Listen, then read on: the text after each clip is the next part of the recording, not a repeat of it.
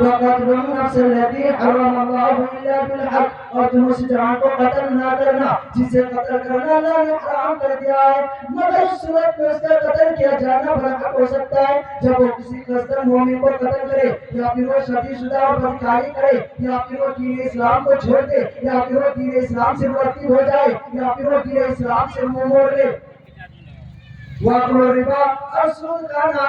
اللہ تبارک و تعالیٰ نے سود کو واضح طور پر حرام کر دیا ہے۔ اسی طرح اللہ تبارک و تعالیٰ کا ارشاد ہے وَأَحَلَّ اللَّهُ الْبَيْعَ وَحَرَّمَ الرِّبَا، اللہ تبارک و تعالیٰ نے تجارت کو حلال کر دیا ہے اور سود کو حرام کر دیا ہے۔ اللہ تبارک و تعالیٰ نے بزنس کو حرام کر دیا ہے اور سود کو حرام کر دیا ہے، اسی لیے اللہ تبارک و تعالیٰ نے تمام اہل ایمان کو سود کھانے سے منع فرمایا ہے۔ اللہ تعالیٰ کے ارشاد ہے یا ایھا الذین آمنوا لا تأکلوا الربا اضعافا مضاعفة واتقوا اللہ لعلکم تفلحون، اے ایمان والو تم بڑا چڑھا کر سود نہ کھاؤ، اگر تم ایسا کر رہے ہو تو تم اللہ اور اس کے رسول سے جنگ کرنے کے لیے تیار ہو جاؤ۔ میرے مسلمان بھائیوں، آج ہم دنیا کے جنگ سے ہار جاتے ہیں، آج ہم ایک آدمی کا مقابلہ نہیں کر سکتے، تو کیا ہم اللہ اور اس کے رسول کے ساتھ جنگ کر سکتے ہیں؟ نہیں میرے اسلامی بھائی، ہرگز نہیں۔ اور اس دن پیٹ پھیرنا جب مسلمان اور کافر لڑنے کے لیے آمنے سامنے ہو، وَقَتْلُ الْمُحْصَنَاتِ الْغَافِلَاتِ الْمُؤْمِنَاتِ، اور پاک دامن بدکاری سے بے خبر اور مومن عورتوں پر بدکاری کا الزام لگانا، وَأَكْلُ مَالَ الْيَتِيمِ، اور یتیم کا مال کھانا۔ اللہ تبارک و تعالیٰ نے یتیموں کو اس کا مال انہیں واپس کر دینے کا حکم دیا ہے اور انہیں خود کھانے سے منع فرمایا ہے۔ اللہ تبارک و تعالیٰ کا ارشاد ہے وَآتُوا الْيَتَامَىٰ أَمْوَالَهُمْ وَلَا تَتَبَدَّلُوا الْخَبِيثَ بِالطَّيِّبِ وَلَا تَأْكُلُوا أَمْوَالَهُمْ وَلَا لِأَمْوَالِكُمْ إِنَّهُ كَانَ حُوبًا كَبِيرًا، اور یتیموں کے مال کو واپس کر دو اگر تم ایسا نہیں کر رہے ہو اور ان کے مال کو اپنے مال سے ملا جلا کر رکھا رہے ہو، یہ یقیناً بہت بڑا گناہ ہے۔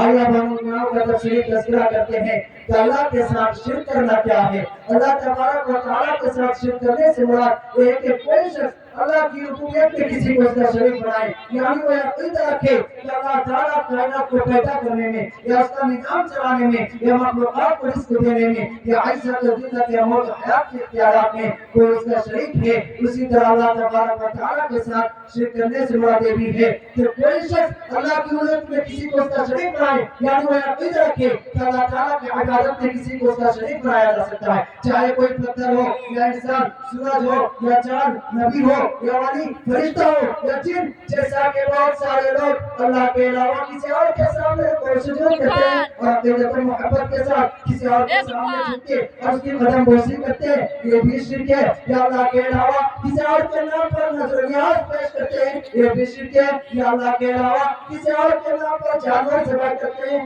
یعنی کہ اللہ کے علاوہ کسی غیر اللہ کے لیے جانور ذبح کرتے ہیں، یہ بھی شرک ہے۔ یا اللہ کے علاوہ کسی اور کے سامنے جھولی پھیلاتے ہیں یا پھر کسی اور سے دعائیں کرتے ہیں، یہ بھی شرک ہے۔ یا اپنی ضروریات کو پورا کرنے کے لیے اللہ کے علاوہ کسی اور کو مشکل کسا سمجھتے ہوئے پکارتے ہیں، اللہ کے علاوہ کسی اور پر توکل کرتے ہیں، یہ شرک ہے۔ یا مشکلات کے وقت اللہ کے علاوہ کسی اور کو مشکل کسا سمجھتے ہوئے پکارتے ہیں، ہمارے اوپر جب پریشانی آتی ہے، ہمارے اوپر جب مصیبت آتے ہیں تو ہم اللہ کے علاوہ کسی اور کو مشکل کسا سمجھتے ہوئے پکارتے ہیں، یہ شرک ہے۔ میرے اسلامی بھائیوں، اللہ کے ساتھ شرک کرنا بہت بڑا گناہ ہے